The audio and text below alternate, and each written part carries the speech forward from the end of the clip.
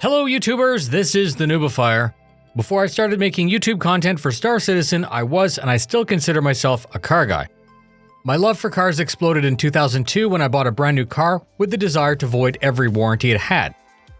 Fast forward all the way to summer 2018 when Olsen from Fanatec first told me about his updated sim rig system.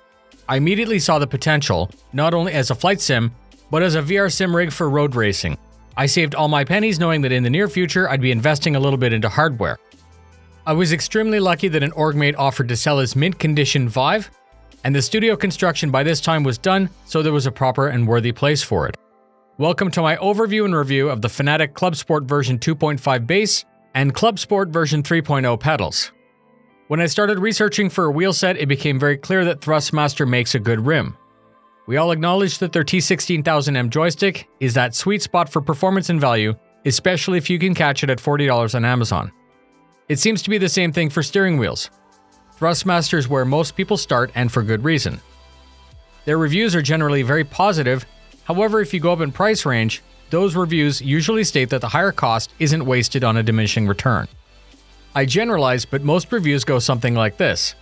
Get a Thrustmaster, use it, love it, then upgrade. Use it, and love it, and then upgrade again.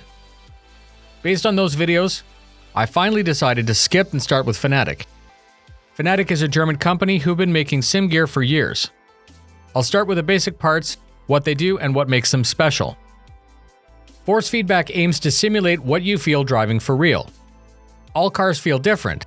Some have power-assisted steering, but usually race cars, especially older ones, are stripped down for weight and to mitigate some parasitic loss. Adding wider tires and traveling at high speeds increases the resistance, which translates into a stronger road feel. When driving, you normally feel when the car has grip or is about to lose traction. Force feedback aids to the immersion, and in most cases, you're able to react correctly quicker. Most wheelbases are belt-driven, some more expensive ones are direct drive. If I can get my hands on some more exotic gear, I'll flesh out that difference in its own video. The base is able to hold firm, to limit, to resist, to spring return, and shake. Hold is that constant force that you get in a corner. Limit is the point where the wheel stops to turn. Resist and return are the forces with or against the direction you're moving the wheel. And shake is either simulating a small bump in the road or large forces like hitting a rumble strip when cutting a corner. Some bases like the Fanatec have additional haptic motors which work in conjunction with the feedback to let you sense the road surface and grip. Usually the more money you spend, the higher the build quality and the more features you might get. The Club Sport Base 2.5 is ready for PC and consoles. It has an aluminum and plastic frame with a clear plastic cover so that you can see inside. The frame comes with a 90-degree USB so it can mount flush, plus there are 4 RJ12 connectors. The RJ12 may look like a phone or Ethernet port, but they're pretty uncommon, having only 6 wires, not 4 or 8.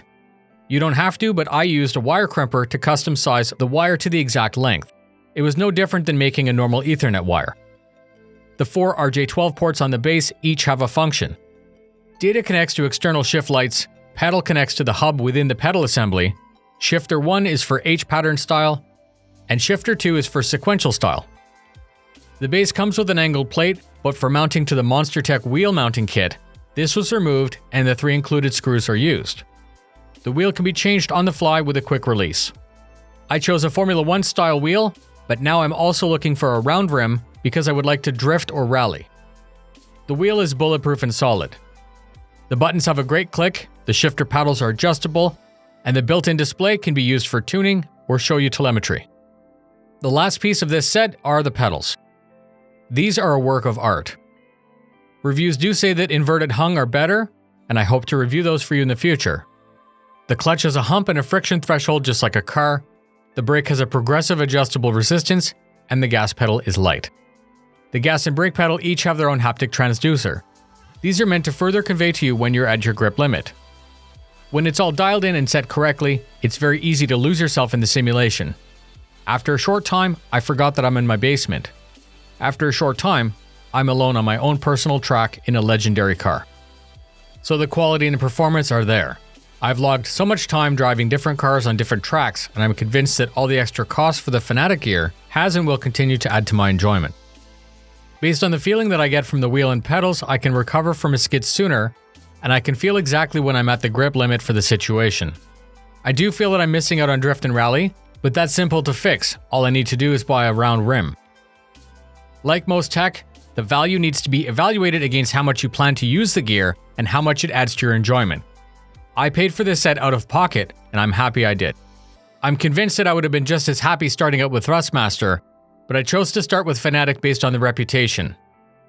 I enjoy sim racing so much that I would have likely upgraded within a month anyways, leaving my Thrustmaster to collect dust. This setup had a huge total cost and it may not be for everyone, but as I said, based on the amount of time that I've logged so far, I feel it was fully justified. It's the most accurate representation of feeling like you're driving short of a full motion rig, and so very satisfying to use. In the near future, I plan to do a detailed series about calibration and my setup workflow. I hope you found this interesting, and I hope that you post questions or comments in the video comments section below. The current plan is to continue to cover Star Citizen full-time, especially with 3.5 coming. I will probably push a video from time to time where I pick a cool car and a cool track in a quest to beat my best lap. VR sim racing is so much fun, and I would strongly recommend taking a leap directly to Fanatec gear if you can. The cost is apparent in the build quality and your immersion. Videos like this take some time to research and put together. If you liked it, please help me by sharing with a friend. Thank you very much for spending your time with me. Please stay tuned for more. Drive saucy.